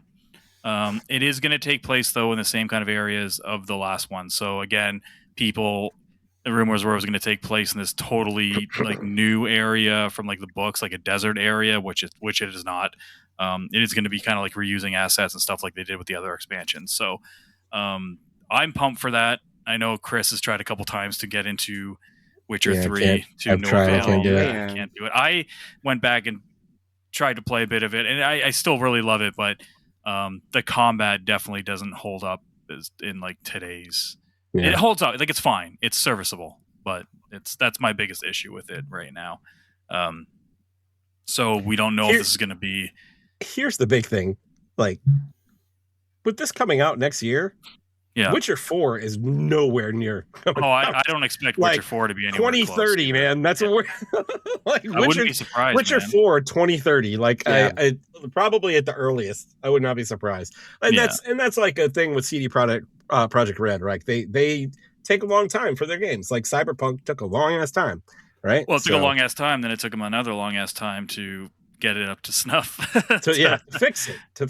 And they're not going to do that again. I think they learned their lesson. But they're pretty fit, and that is part of the reason they moved to Unreal Engine is because they want to be able to complete things quicker. But how much quicker does Unreal really get people these days? Because games that are built in Unreal Engine 5 are still taking a long time. Yeah. On like a scale like that, but no, you're right. Like I think a lot of people kind of expected this DLC to be this year, Witcher 4 possibly 2028, but I don't think Witcher 4 is 2028. Nope, no way. No, especially they're already saying that this DLC is next year.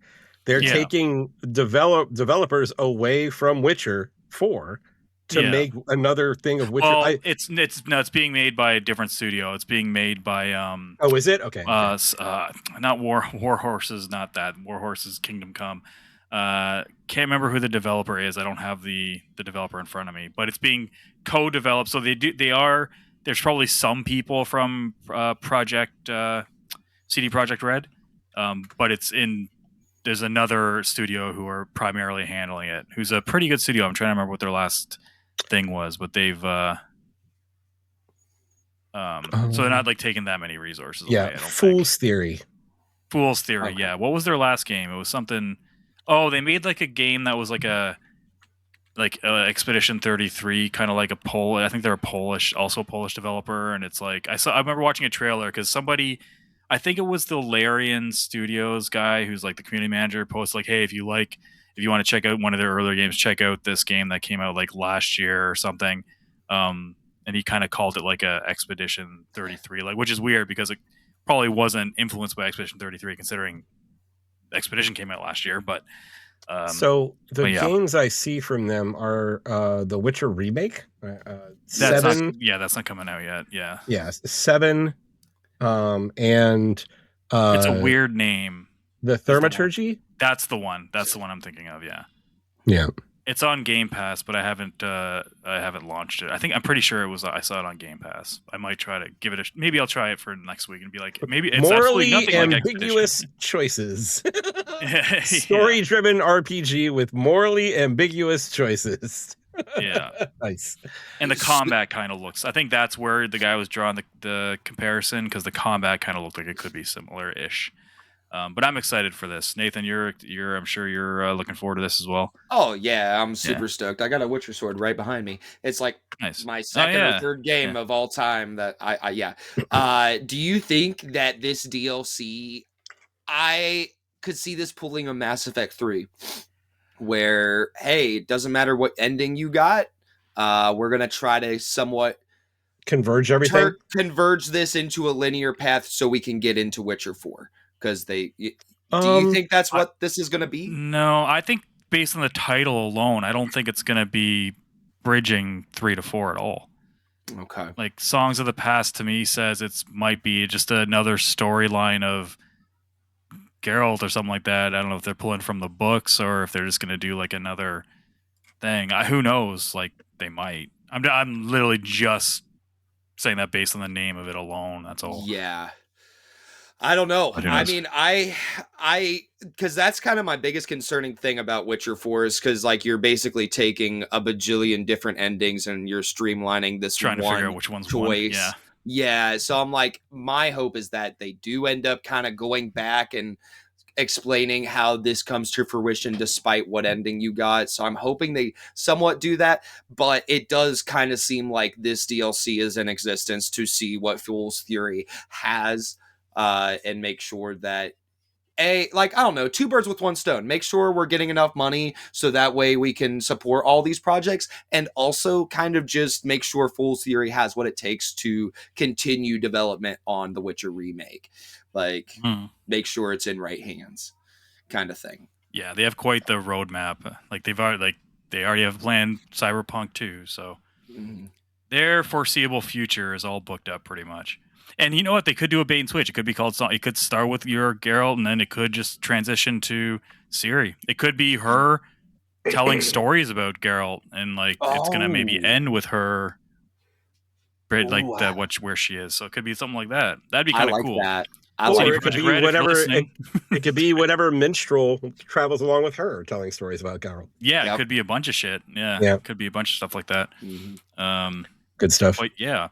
Another fantasy game that we were looking forward to, and I was so adamant that this would not be delayed this year because of all the delays.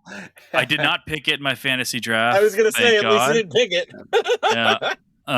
But Fable has been pushed out of this fall.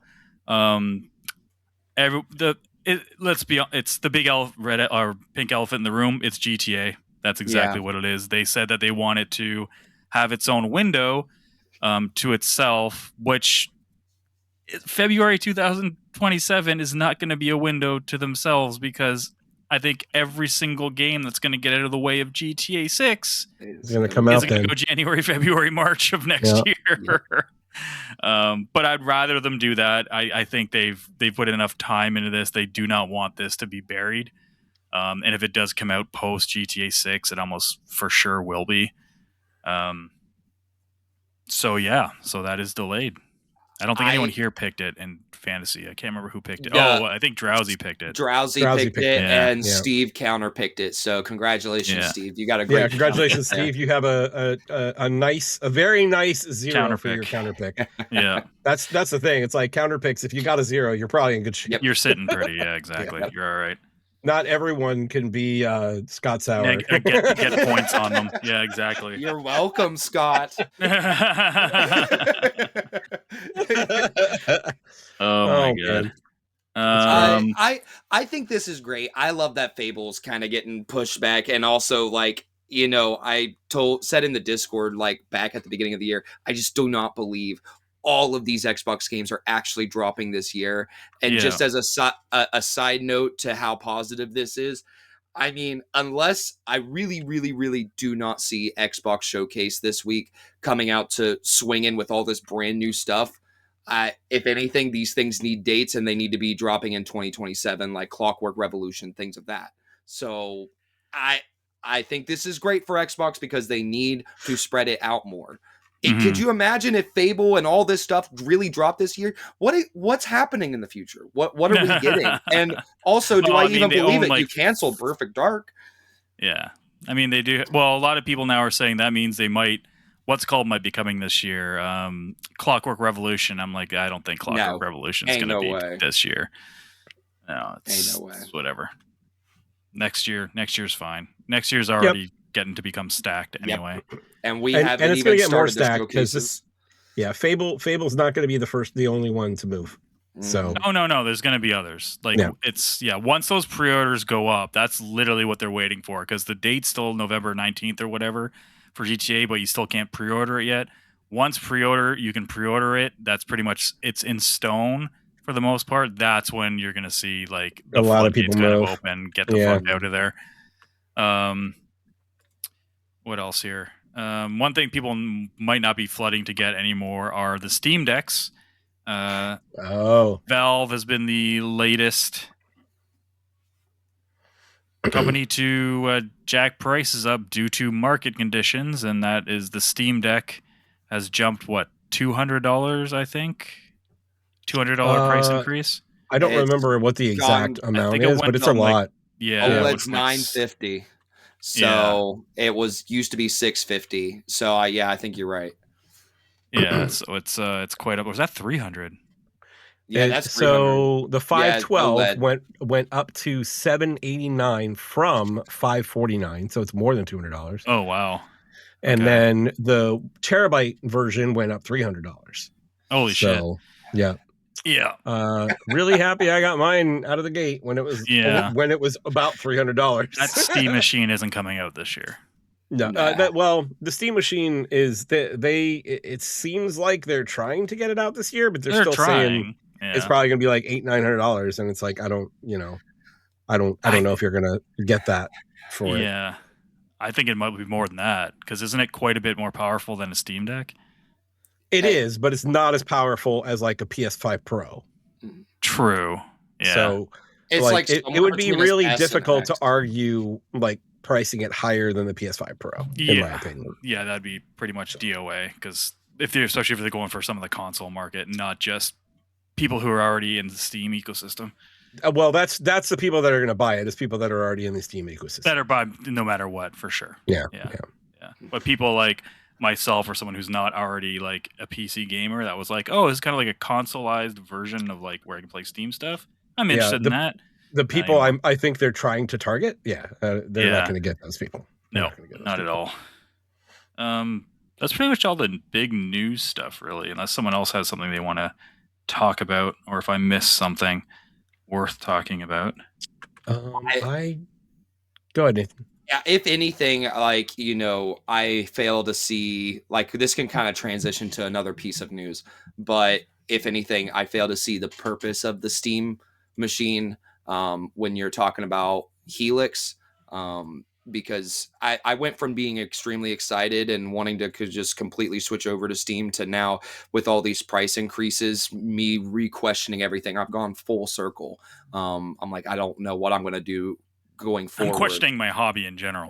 Yeah, for real. With all the price increases across the board, I'm definitely questioning my hobby. Yeah, 100%. Everybody's having to change how they intake games and what console they're on, all that stuff. So it makes me question, like, all right, well, once Xbox Helix comes out, why exactly would anybody buy a Steam machine at those prices, because Yeah. even a PC Steam only person, if you're looking at Xbox Helix for, say, it's 15 versus a Steam machine that's 1,000, a PC gamer specifically clearly doesn't give a shit about hardware costs. So I think you're just copping the extra $400 or $500. I mean, that's just me personally, and having access to the whole Xbox ecosystem on top of that. So I don't know. That's just me personally. I don't know if Well, I everybody's don't think a doing PC it, gamer would be interested in the Helix either. Well, maybe.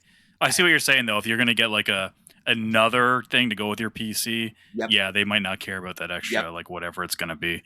Because But a PC gamer is not buying a Steam machine out of necessity. They're buying it out of pure like, oh, hey, this is cool. I want this yeah, in my living room. exactly. And Yeah, it's like, why wouldn't you have a more streamlined product? You know, yeah. so let It was. alone something with a disk drive. It's like what I did with the Xbox. I have a Series X for my main living room where I play most of my stuff, and then I have an S for the bedroom. But it's not even close to my primary console. It's just that if I happen to want to play a game in the bedroom, I'll bring the Series S, and Yep. I'm not going to pay more money for that Yep. for the spare system for sure. Well, and that was the piece of news I was going to mention, was the fact that Asha Sharman sent out an email to all of Microsoft staff saying, hey, you know, we're bracing for some really hard decisions in the future. And I know everybody's kind of suspecting this is going to equal layoffs. I mean, it's fair point, probably a fair speculation. I personally think that would be extremely cruel of a CEO, especially a brand new CEO, to send out this email that, hey, we got really big decisions coming. Like, I don't know. That just sounds kind of weird to me. I can't imagine my boss sending me an email. You may get fired. I don't know. Yeah. So to me, that more communicates that, oh, hey, big changes are coming to the Xbox brand. So like, let's brace as a team. So I honestly think they've already said they're not going to talk about Helix next week at the showcase. No, it's not going to be anywhere near the showcase. Yeah. So it's all going to be. They said it's all games at the showcase. They're not going to talk about direction or anything like that. Or but there was one thing that came out. We might as well, since we're touching on it, is the whole fucking logo gate thing. Are they going to show logos, other platforms' logos on their trailers? And I can see it from both sides. One side, if the games are coming to other platforms, they want people to let them know, like, hey, here comes Fable. It's coming to PlayStation 5. They want to advertise it. But on the other hand, you don't want to, like, what is the next best thing for a platform holder to get outside of exclusive third-party games? It's probably to get the marketing rights to a big game, like Grand Theft Auto 6, get whatever. Because what happened, or like the big one was Harry Potter. Sony had that. Yeah, it's coming to everything, but you want that brand recognition. So whenever you see an ad or whatever, you think Grand Theft Auto 6, that's PlayStation. Xbox shouldn't be doing that for free and not basically taking their big advantage with their first party stuff and just not using that to their advantage to be like, yeah, it's going to come to whatever if we don't decide to put anything exclusive. But why give that advantage to the competition when you really don't have to? Because it's people can go out and buy it on whatever. They're still going to buy it on whatever, but you still want those brands to be basically recognized as Xbox brands. Like if Sony were going to put like God of War on Xbox, they would never have, here's the God of War remake trilogy and then put coming to Xbox and Switch 2 at the end of that trailer. They never would. Yeah. Because it's just free marketing for the other couple. Like, yeah, people will figure it out. Like, you want people to associate first party stuff with that first party, regardless of where it's going. And I think she needs to kind of shit or get off the pot. And there's so much waffling because she talked about they're going to re-strategize or whatever. And then Matt Booty said in an interview that they're going to advertise where the games are coming from. And everyone's like, well, what the fuck? They're not changing anything. And then she came out and said, she basically said, my bad, that I own that. That was a mistake, whatever. We're going to look into how we can, fix that moving forward. I'm like, it's still all talk again, man. It's so annoying. Like for those people, it's like you can't build a brand without any confidence from your fan base, new or like existing or new, especially not new. Like no one's gonna fucking like. You might as well keep the easy wins there that aren't gonna have an effect on your bottom line. Them not showing a logo isn't going to hurt them because people are still going to get those games on whatever platform they want to get them on. They'll find out. Even if they do it in a press release after. That's what happens at all the Sony ones. Like Sony never shows the other logos, even though the third-party stuff is multi-platform. You can just find out. Like usually the publisher or the developer or whatever will just put on a tweet or press release or something. It's coming to all consoles. Just do that. But at the same time, like, who cares? Like if it's going to be on everything anyway, just fucking show it. So I can see both sides of it. It's like I mean, I would say normally, like last year this time, I would say, everyone's going multi-platform anyway. Just show it. But now Sony's reeling their shit in and being selfish about it. They're taking the shit, like the metaphorical shit. They're not shitting or getting off the pot. They decided what they're gonna do. Mm-hmm. They're gonna fill that toilet and be like, the only way you're gonna get at this shit is if you're at this toilet. Yep. And Microsoft is still hovering. They're still trying to they're pushing and then being like, maybe not, and kind of standing up. And they cannot make that decision. I think that's why they're not talking about Helix. I think that's the bad decisions she's talking about is what big changes are coming to Game Pass, what big changes are coming to the Helix console. Because I don't know if Helix is the answer anymore. I don't know. What if it is just a regular It won't be console? if they stay multi-platform. There's literally no point, because there's no point unless they're just going to try to sell to existing Xbox owners. Yep. Because there's no reason for someone who just has an Xbox to not get a PlayStation 6, especially if it's going to be cheaper, if all their games continue to go to it. And then if it's also going to run Steam, there's no reason for anyone who has a PC to get an Xbox if all their games are going to be on PC anyway. So then what do you do? If you just go back to exclusives, but still put exclusives on console and PC, which makes it no longer exclusives, then you're just where you were before you started this whole thing. Yep. I mean, that's why I never got an Xbox Series. Yeah. Right? So you're still... everything's already on PC. Like if I want to play something, I can put it on PC. Yeah, you have to have a reason. And they made Game Pass available on PC, so I can still. So do you take get rid advantage. Of Game Pass? No, probably not. No, not at all. Do you get rid of first party stuff on day one on Game Pass? Probably. That's probably the logical thing to do. But then you have to make it exclusive, because then you have to have a reason for people to make up that revenue loss by getting the hardware and buying the games. Yep. You gotta pick one or the other, and that's the one. Yep. That's where I think they're in those meetings, being like, which one do we do? Like they're talking to their fucking magic 8-ball, and they're not getting a straight answer, and they don't know what the fuck they're doing. with the way Sony retracted their single player games to PS5 to PlayStation only. Yeah, I don't want to use the word support. I would support it. I support and understand Microsoft removing the logos from the other platforms. I think that makes sense. It's like you said, if it's on other platforms, they have a press release or something like that includes it. But when you're actually doing the marketing and actually displaying, trailers on your showcase, especially that sort of thing, like you absolutely want to just have your logo and that's it. So unless it's like a third party game and the third party insists on doing it that way, because you can lose marketing for not doing it in that situation. I think most third parties are fine with that, because Sony doesn't do it, and I don't even think Nintendo does it either for all the third party stuff they show. Like they just show their own logos. So here's the thing is I need everybody who's listening to this to listen very carefully to what I'm about to say. Yeah, it's that thing where, no, we don't have trust for the brand, yada, yada, yada. Like, let's set that off to the side for a second, because I don't think that applies here. At the end of the day, we are not fucking CEOs.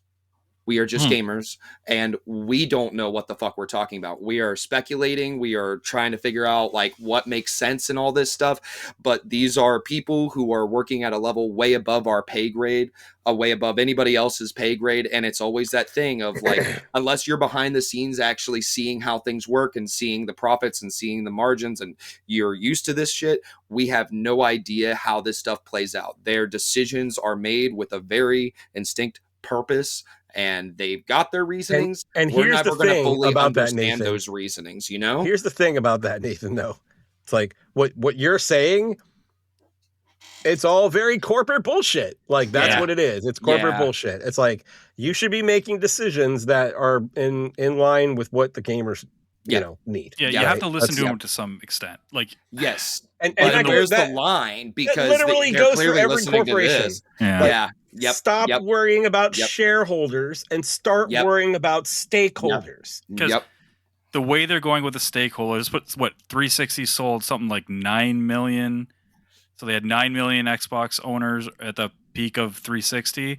That dropped to like 60 for Xbox One, and Xbox Series X I think is around 35. It's 35 to 40 million right now. That's bad. You said 90. 90, yeah. Okay, I heard 9. I thought you said 9. I heard 90. Okay. It's a lot more than 9. Wait a minute, hold 90, on. 90, 60, like 35 to 40-ish. That is a huge decline in users primarily on Xbox. Like, not... They can tie in PC and mobile and say these are all Xbox users. No, it's not. It's other platform users that play games made by Xbox. That's not Xbox users. And they can't. They have to decide. It's really this: go full third party, which is going to piss off a lot of people if they can't have backwards compatibility. Like, whatever, you keep your current console. There's no new ones. That's fine. Or they have to find a way to sell more of that hardware. And I don't think now is going to do what they're doing now is definitely not going to do it. Going back to what they did pre third party stuff is definitely not going to do it. They have to cut Game Pass and be like, we're losing that revenue to make people buy games and buy our console if they want that. And I think they would have to lose day one PC stuff, because as much as PC people are they have no problem waiting, there will be a subset that'll be like, okay, I used to have an Xbox, now I just got a PC. Maybe I'll go back to having an Xbox for the first party stuff. And to basically do what PC users do now. The PC users that would have a PlayStation 5. PlayStation 5 for the first party stuff, and they have the PC for the third party stuff. Yep. And I don't know if they can come back from this, man. As much as I would hate it, it's like, I don't know where they're going to be, because they're not going to make the shareholders happy and the gamers happy at the same time. No. And I have a feeling which one they will probably rather make happy, and I don't think it's us. No, unfortunately not. Nope. That's not the way they don't want to play the long game. Nope. It's not the way corporations work. Not at all.